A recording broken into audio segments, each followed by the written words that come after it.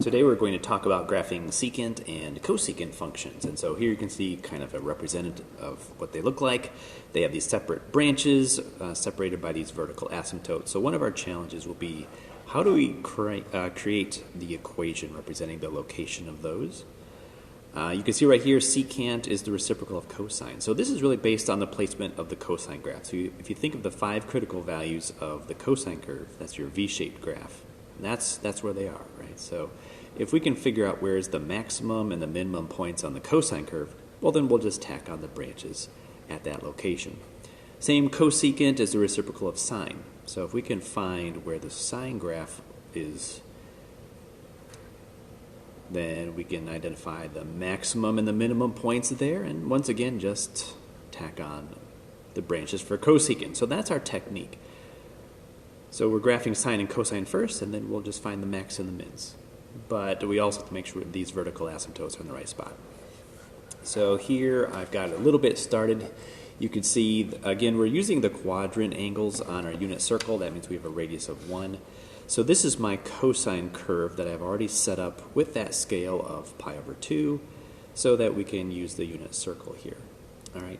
What we're trying to do is we're asking the question, where does my cosine curve cross the midline? So there's my midline of the graph, or the central axis. So you can see those are 2 points. So that means we have a vertical asymptote at pi over 2 and 3 has pi. So we want to know, where does the cosine curve cross and across the midline, and that's where the barriers are found. Now we have to have 3 barriers because we're trying to place 2 branches of the secant curve into this space. So I have 2, I need a 3rd branch. So we want to find what this interval is from one to the next. We're going from pi over 2 to 3 has pi, so that's my interval of pi. So we want to go the same interval in the other direction. All right, so how far is it pi in the other direction? That'll land us right here at negative pi over 2. So those are the 3 vertical asymptotes, and now we find the maximum point on the cosine curve. There's my branch going upwards, the minimum point on the cosine curve, and there's my branch going downwards. Now, there's another maximum point on the cosine curve, but we're not adding another branch. We just want one full branch going up, one full branch going down, and so that will be 1 full cycle for us. And so once again, it is equal to 2 pi altogether. We want 2 full branches. We don't want like half of a branch here and half of a branch on the right side. Similarly with the cosecant function, we're really starting off with the sine curve. So again, using the same scale, there's my sine curve, and we're asking the question, where does that sine curve cross my midline, my central axis? Well, we have 3 points, so that means we have our 3 vertical asymptotes here at 0, pi, and 2 pi.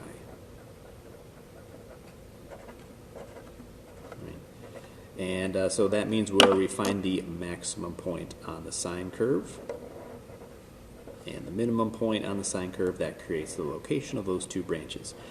So in addition to graphing these, we're going to also describe the location of the vertical asymptote. So it's a vertical line, so we use x, we don't use y. Y is for horizontal lines. So x is for vertical lines, and there's going to be 2 components. One component is the interval from one vertical asymptote to the next. In this case, it's pi. This is also pi, right? So we would say pi times n. N is the repetition, right? So you could figure out where we are at the 1st, 2nd, 3rd, 4th location, and so on. So these are just our counting numbers, if you will. But we're not starting at 0 in this case. Our first one is occurring here at negative pi over 2. So negative pi over 2 is the starting location. So the multiplier to our variable, that's our interval from one vertical asymptote to the next. And then this is our constant term. It's like our horizontal shift. It's our first or leftmost vertical asymptote, and that's how we'll build the equation. So let's take a look at a couple of examples. Here's example number 1. So we have our function, negative 2 times the secant of 4x plus 2. what we're doing is we're going to temporarily pretend it's not secant but cosine. We're going to start by graphing its reciprocal, the cosine graph, and then we'll add the secant branches on top of the framework that we get from the cosine graph. Okay, my value of a is -2, b is 4, there is no c, that's a 0. And there's the d, that's my vertical shift of 2. So the amplitude, again, always positive, so amplitude is +2. For the period, we take 2 pi and we divide by the value of b, so that simplifies to pi over 2. We take that result, pi over 2, and divide that into 4 equal parts, and we get pi over 8. So that will be my scale. These tick marks that you see here will count in terms of eighth of a pi. So that's 1/8 pi. 2/8 pi is pi over 4. 3/8 pi. 4/8 pi is pi over 2. One more, 5/8 pi. And then going in the other direction here is -1/8 pi, -pi over 4. That's probably enough for us. On the vertical scale here, I'll count by ones. Where do we start and stop our cosine curve? Well, we take everything in the parentheses. That includes both b's and c's if we have values for b and c. We'll take all of that, and cosine normally starts at 0, so we set this equal to 0, we solve, and so we're still starting at 0 here. Take 4x and set that equal to 2 pi, because that's where cosine normally stops. We're dividing away by 4, and that fraction simplifies to pi over 2. Our axis, our midline, is the vertical shift. That's the value of d, which is 2. So we'll start by graphing this location. Y equals 2 means we have this horizontal midline at 2. And then with the amplitude of 2, we're 2 above and 2 below. So this is the band through which we will see the cosine curve. Okay. So we're starting at 0 and stopping at pi over 2. So we want the V-shaped graph. So first point here at 0, we jump to pi over 8, we're on the midline. Jump to pi over 4, we're at the minimum. And then back up again. Now I'm dashing this in because this is not the final answer. We're just using this to identify where we have our max and min points and where the vertical asymptotes go. So to find the vertical asymptotes, we're looking to see where does the cosine curve cross the midline. So we have 2 points. So here we have our vertical asymptotes at pi over 8 and 3/8 pi.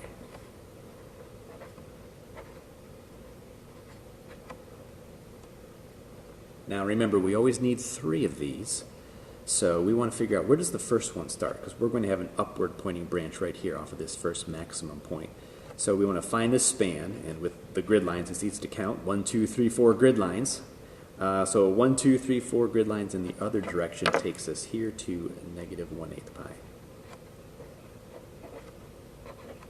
So here is our branch pointing upwards, bound between those 2 vertical barriers. Here's the branch opening downwards. So the answer to graphing the secant is just the branches, right? Everything else here are just construction lines and the framework to help us figure out where those 2 branches are placed. All right, so that's an example for secant. Let's do an example for cosecant. Again, this is what we're doing. We're going to start off by graphing the sine function and then looking to see where does that sine curve cross our midline, and then create the branches from there. So that example is on the top of the next page. Example 2. So again, they're giving us 1/4 cosecant of the quantity x plus pi over 4, and we're going to temporarily think of it as its reciprocal sine. We're going to start by graphing the sine curve instead. So my vertical shrink is 1/4, b is 1, c is -pi over 4, and there's no value of d, that's a 0. So the amplitude is 1/4. The period is 2 pi divided by b. Well, the b is just 1. Take that result and divide that into fourths, and this will set up our scale. So pi over 2 is what we want. So here's 1/2 pi, pi, 3/2 pi, and 2 pi. And on the left side, there's -pi over 2 and -pi. Okay, so let's find our starting and stopping values for sine. Again, you take everything that's in the parentheses, the b and the c, right? So x plus pi over 4, set that equal to 0, and solve for x. So this is the situation, we've seen this before, where the starting value does not line up with the scale, meaning we're not shifting a full pi over 2 to the left, we're shifting half of an interval, if you will, right? So that means we should go back through this and count off in terms of fourths of a pi. So on the right side here's positive 1/4 pi. Here's 2/4 pi, so in between the next tick marks there's 3/4 pi. That's my 4/4 pi. This is 5/4 pi. There's my 6/4 pi, and then here's my 7/4 pi. And then on the left-hand side, there's negative 1/4 pi. That's where we're actually starting. So we are shifting to the left just one grid line, a fourth of a pi. Let's find out where we're stopping. So we take x plus pi over 4, set that equal to 2 pi, and subtract both sides from pi over 4. We have an uncommon denominator there. I want to match that up. So we have 8/4 pi minus 1/4 pi, which means we're stopping at 7/4 pi. And we have that represented here already. So let's draw our sine curve. Here's the midline right on the horizontal axis. So we're not starting at 0. We're actually starting one grid line to the left of that. So there's my midline. Jumping to positive pi over 4. I do need my vertical scale, don't I? Now with an amplitude of 1/4, it's going to be very, very tiny. So let's just kind of stretch that out a ways, and we'll just say right there, let's call that 1/4. So there is, at pi over 4, we're at the maximum. 3/4 pi, we're on the midline. 5/4 pi, we're at the minimum. And then 7/4 pi back to the midline. So here's my sine curve. And we just want to know, where does my sine curve cross the midline? Where we have 3 locations. So here's my 3 vertical asymptotes.